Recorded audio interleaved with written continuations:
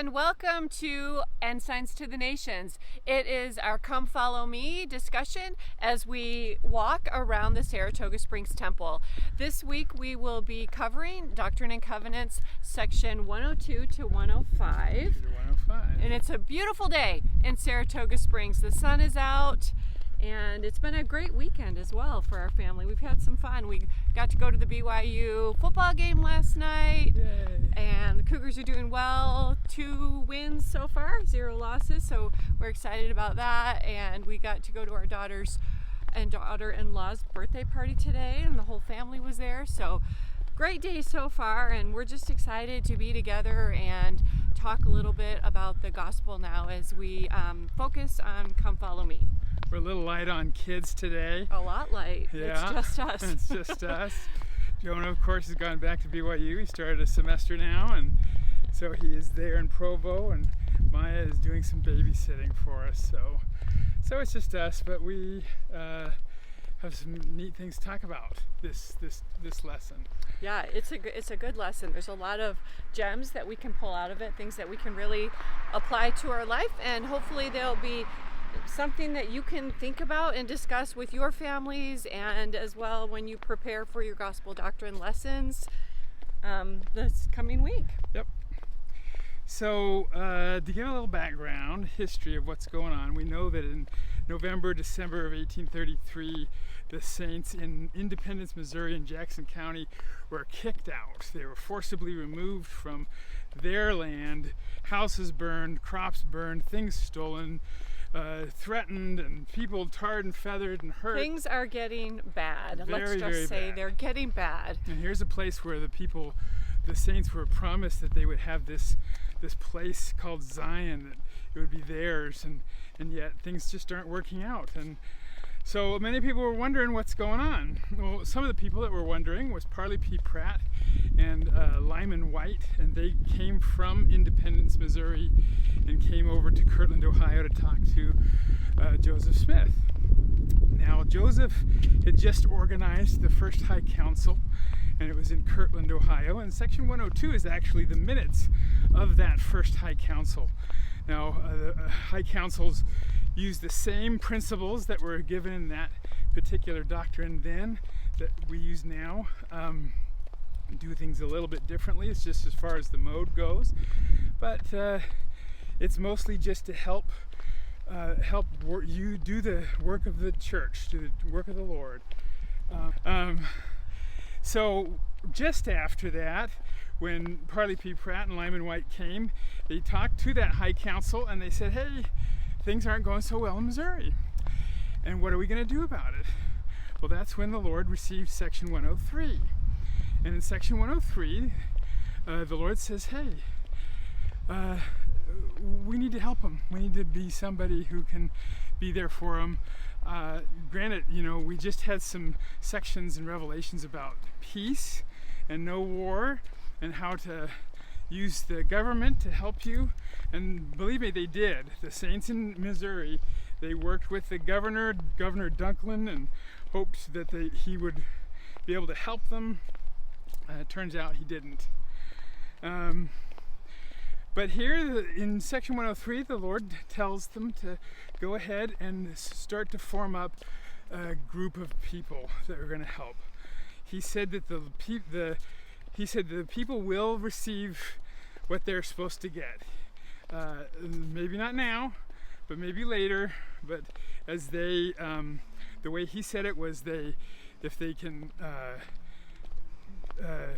take good care of the things that they have been given. So again, this is around the United Order, and this is when they consecrated things to the Lord, and if they did that right, then they would be blessed and they would be able to receive their inheritance.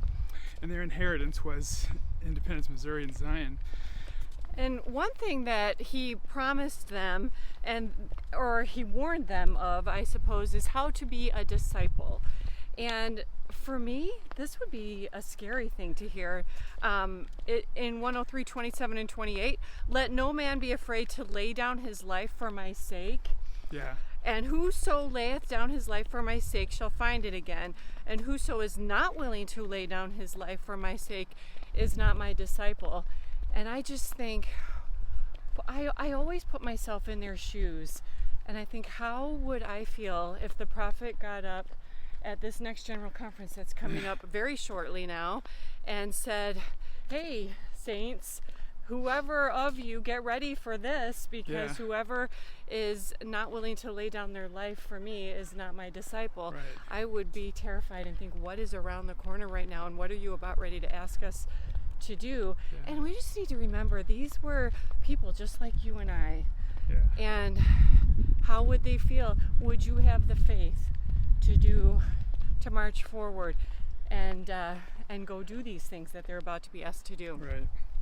The name of this lesson this week is called "After Much Tribulation Cometh the Blessing." Of course, there's a lot of tribulation going on, and not actually a whole lot of blessing in these chapters.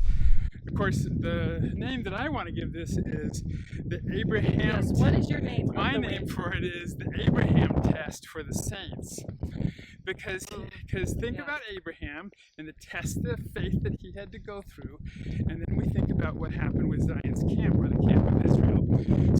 So the Lord said, put together 500 men. All they could get is about 100. Or if you can't get together 500, Yeah. get together 200. And if you can't do that, So at least do 100. He got 100, and then they started to march, and they were met by Hiram Smith and a bunch But I of his love that people. some women went too, Yes, and even but- some children. Yep, but 24 women and children that went. Yeah, they certainly served a purpose, and they were willing to lay down their lives, is what you just said. Yes. They were true disciples. They had the faith, and that's what this was all about. Well, they knew they were marching into a dangerous situation. Absolutely. Whether those women were going to fight against the others or not, it doesn't matter. They knew that it was still a life-threatening situation. To put their kids in those kind of harm ways, they had to have a great faith that everything was going to be okay. So they did. They marched. They met these people from Michigan. They kept going. They had a little over 200 people there. They made it all the way to about 24 miles out of Independence, Missouri. They camped on this one side of the river, and they decided, well, this will be it. We'll go in there tomorrow. And what happened? Storm came in. Yeah. A storm came in and actually flooded the river, changed the dynamics of the land around them. The Missourians on the other side of the river were going to attack that night, and they didn't because of the storm. In fact, the storm was so bad. The storm was so bad that somebody got struck by lightning on the other side. Oh, I didn't know that. They got struck by lightning. There's hail, and people got hurt. Did they die? Yes, the one guy struck by lightning did. It was clear the Lord was protecting them. It was a couple of days after that the Lord gave Section 105 to Joseph Smith, and in Section 105 the Lord says, your sacrifice has been accepted. Your gift has been accepted, because that's really what it was about. It was Abraham going to the altar to sacrifice Isaac. It was something I do not want to do. I don't know how in the world you can ask me to do it, but I'm going to do it because I have faith. That was the Abrahamic test for these saints. And they passed. So many people were there that did what the Lord wanted them to do, and they were blessed for it. So that's the Abrahamic test. And even afterward, when things didn't go as planned, I think, as they marched these 900 miles, in their minds, I'm sure they were thinking, we're going to solve this problem. We're going in there and all will be well. We'll win this battle. Well, it didn't actually go that way, did it? No.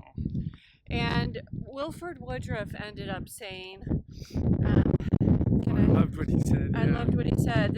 He's been quoted as saying, if I knew that I should have a ball put through my heart the first step I took in the state of Missouri, I would go. And so, even if he knew he wasn't going to make it, he would still march forward. So exactly what you were saying. And what did Wilford Woodruff get out of it? He said, I was in Zion's camp with the prophet of God. I saw the dealings of God. I saw the power of God. I saw that he was a prophet. What was manifest to him by the power of God upon that mission was of great value. the experience we obtained in traveling in Zion's camp was of more worth than gold.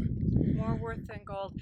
And it makes me think too, at the end of section 105, verses 37 to 40, I'm going to read that, and maybe we can put it up on the screen here. And inasmuch as they follow the counsel which they receive, they shall have power after many days to accomplish all things pertaining to Zion.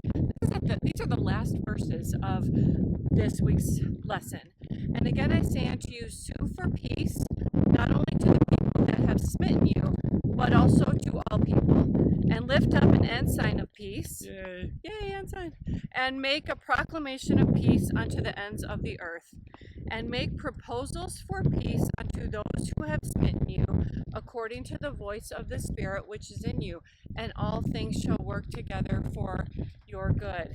Heard that before. We've heard that before. This is in a few different scriptures in our standard works.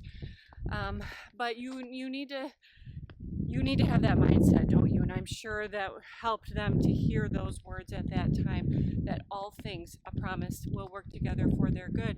You know, you think about other examples in the scriptures. I love Joseph in the Amazing Technicolor Dreamcoat. Mm-hmm. You know, as he was, betrayed by his brothers and taken captive, I'm sure he's in his jail cell thinking, oh, my family would do this to me, and there's no way out. There's no way that this is going to ever work out for me. But all things did work together for his good with faith. And of course, we know that he interpreted dreams. The Pharaoh found out, took him in. He was blessed in many ways, and the family was in turn blessed as well.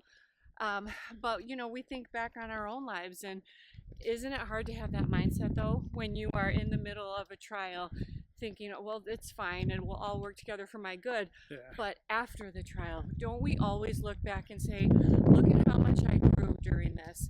I'm actually really glad that that happened to me. Yeah. Because I've never had so much growth in my life. I remember earlier on in our marriage giving a talk. I was asked to talk about adversity, and I spoke about my grandfather used to like to make, he had a lathe, and he would make plant stands and bowls out of it. But it didn't just magically happen. The wood had to go through a process of refinement. It had to be chipped away and drilled and smoothed. And this is the process which we are perfected. By going through adversity and hardships, we grow into something better than we were.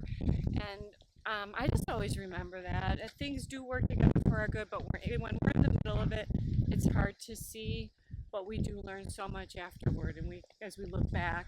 All the greats, you think of Joseph that you just mentioned, Joseph Smith, anybody who had some kind of great thing to do with the children of God, they all had to go through something. They all had to go through trials and the refiner's fire. And in those same verses,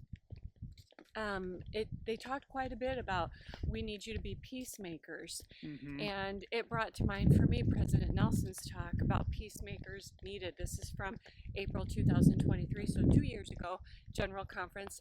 If you remember, he talked about the when he was a surgeon and another surgeon losing his temper during the middle of surgery and throwing a scalpel across the room and hitting him in the forearm. The scalpel did. And he ended up being okay, but it could have been a very serious situation. He could have gotten infection. It could have hit him somewhere more serious than his forearm. But anyway, he vowed at that time that he would never lose his temper in anger, whether it be throwing something, an object, or throwing words. That's what he said. And that's a great example, because how many times do we get emotional about something, and in the middle of our feelings being hurt or being upset that somebody did this or traffic or whatever, we stole a fly baseball from you. The baseball Karen is Yeah. viral right now on YouTube if you haven't seen it. Wow, that's someone that lost their temper, and I'm sure, Yeah. right? Regrets it Don't now. you think she regrets that? Oh, yeah. Oh my goodness. Terrible situation for her right now, and it certainly didn't pay off to get that little baseball. But No. we need to think about that, don't we? That calm down, Yeah. take a deep breath, Have some and peace. use President Nelson's example to make that same vow, if you haven't already, to not say things in anger. I do it all the time. Nobody's perfect, but we say things when we're emotionally upset. And who do we usually say it to? Our most loved ones, Right. our family members, our children. We tend to hold ourselves together at work, at church, Right. but then it's so important that we don't let those words fly like that scalpel. Right. They cause wounds. Uh-huh. And I just love how he made that vow. And don't you think he kept that vow? Oh, I'm sure he did. I know he did. Yeah. We love President Nelson. Yeah. So, yeah, anyway, I love that story, and I wanted to share that little bit. I guess our kids aren't here to do their conference talks when we're on this street, but That's it. that'll serve That'll this do. time. That'll do, yeah. So we have this great test for these future leaders of the church. Joseph Smith mentioned that how is the Lord supposed to organize his church and have it go forth the way it's supposed to if he doesn't have people who have been tried? And then he said, we now have our 12 apostles and we have our 70. And that's talking about the people who were there in the Zion's camp.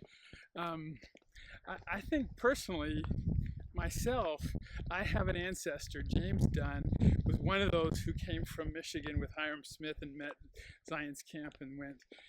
So James Dunn came because he had been baptized in 1832, and James, after that, then taught his brother Simeon Adams Dunn, who went to Nauvoo and then had a child who married Martin Luther Ensign.